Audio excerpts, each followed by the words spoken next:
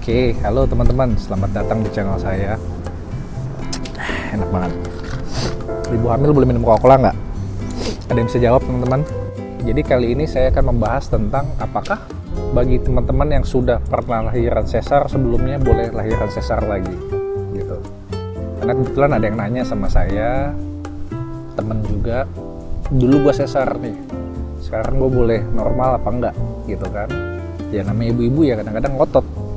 Jadi yang saya mau jelaskan kali ini adalah apakah kita sekarang bisa lahiran normal kalau sebelumnya kita sesar, gitu kan?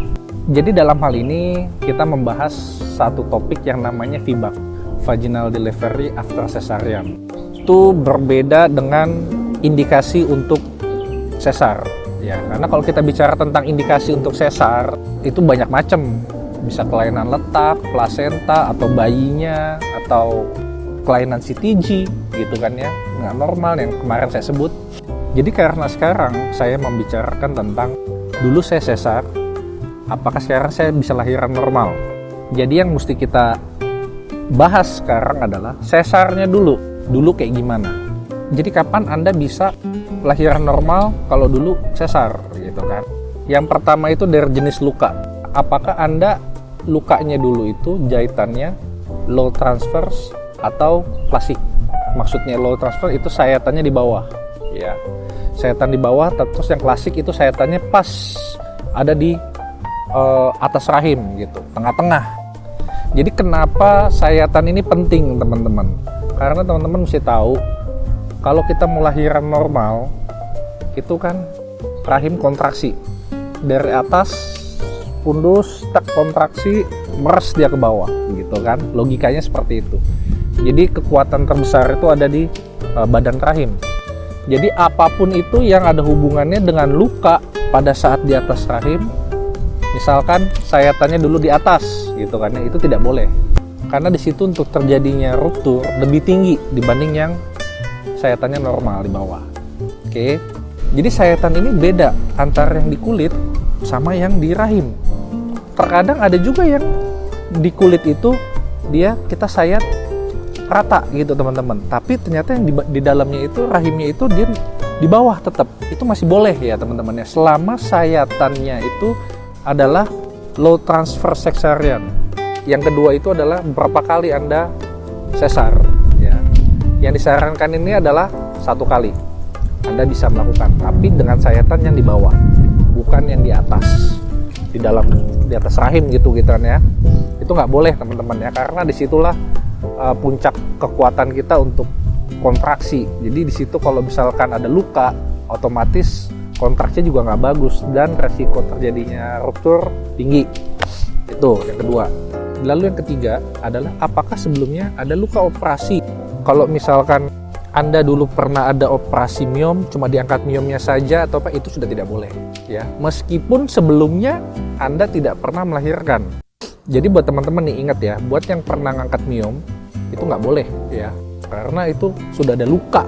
Karena pada intinya kita bicara luka ya, luka pada dinding rahim yang di atas badannya gitu ya, korpus gitu. Lalu yang keempat ini yang tidak boleh adalah apabila sebelumnya teman-teman pernah mengalami ruptur uterus secara spontan. Maksudnya itu rahimnya ada robek, meskipun kejadiannya nggak banyak tapi ada. Lalu yang kelima, indikasi operasi yang dulu itu apa? Jadi apabila indikasi yang dulu itu sebenarnya teman-teman bayi tidak turun, adanya ACD, FOD gitu kan, pembukaan tidak nambah atau bayinya nggak turun. Jadi indikasi yang dulu itu perlu dilihat. Misalkan berat janin dulu 3,5 saja itu nggak turun atau persalinannya tidak maju. Apalagi sekarang kalau misalkan bayi Anda sekarang 3,8, 3,9, itu masuk akal ya teman-teman ya. Jadi indikasi yang sebelumnya itu suatu pertimbangan itu teman-teman, sangat penting. Jadi kalau misalkan indikasi yang dulu Anda sesar karena sungsang gitu kan ya, mungkin masih bisa kita lahir normal. Apalagi misalkan yang lahiran yang pertama Anda lahir normal, yang lahiran kedua Anda sesar karena misalkan ada plasenta previa, area-area di bawah, ataupun sungsang gitu kan ya. Jadi yang ketiga ini masih masuk akal untuk lahir normal, karena sebelumnya pertama aja Anda sudah bisa lahir normal gitu. Oke. Jadi indikasi ini sekali lagi kita lihat-lihat, itu cukup penting. Ya sisanya itu ada terlepas ya dari ada indikasi yang lain, misalkan air-airnya di bawah, bayinya gawat janin ataupun yang lain, itu lain cerita. Karena itu sudah pasti sesar gitu kan ya. Cuma ini permasalahannya kita bicara bekas luka yang dulu. Jadi laporan-laporan yang sebelumnya itu penting ya buat kita teman-teman ya. Hal ini juga menjelaskan kenapa kalau misalkan teman-teman datang ke satu rumah sakit tapi dulu lahiran di mana, sekarang kesini, tapi Anda nggak tahu misalkan, dok saya lahirnya begini, ada di sini gitu kan ya, nggak jelas luka sayatannya di mana. Meskipun Anda bilang itu juga kata dokternya dulu sayatannya di bawah dok gitu kan ya, tapi tetap kita lebih yakin dengan ada tulisannya laporan yang ada gitu kan ya. Jadi kita bisa, oh iya silahkan Anda boleh lahiran normal, kita akan jaga. Jadi kalau misalkan laporan yang nggak lengkap ataupun Anda nggak tahu atau Anda lupa gitu kan ya, biasanya kita lanjut ke sesar. Karena kalau ada apa-apa yang tanggung jawab kan kita juga kan, betul nggak? Seperti itu. Lalu biasanya ini adalah untuk bayi tunggal teman-teman. Banyak ibu-ibu teman-teman sekalian, apalagi yang udah emak-emak, itu kadang-kadang suka ngotot gitu ya. Dia ngelihat temennya itu bisa lahiran normal, tapi kan dia nggak tahu kalau anak yang pertama ternyata dia bisa lahir normal, anak yang kedua dia disesar karena sungsang.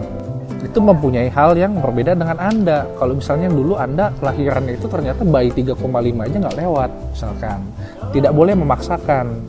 Lalu apabila semua syarat-syarat terpenuhi gitu kan ya, teman-teman jangan lupa lakukan ini di rumah sakit tersier yang ada fasilitas untuk operasi gitu ya. Karena resiko untuk terjadinya robekan itu selalu menghantui kita ya, menghantui gitu. Karena kalau misalnya sekaligus itu udah robek, itu cuma masalah waktu teman-teman. Cepat-cepatan dengan pendarahan yang ada di dalam dengan yang ke rumah sakit yang selanjutnya. Semoga penjelasan saya ini bisa menambah wawasan lagi. Oke. Akhir kata saya Dr. Revena, saya mengucapkan terima kasih.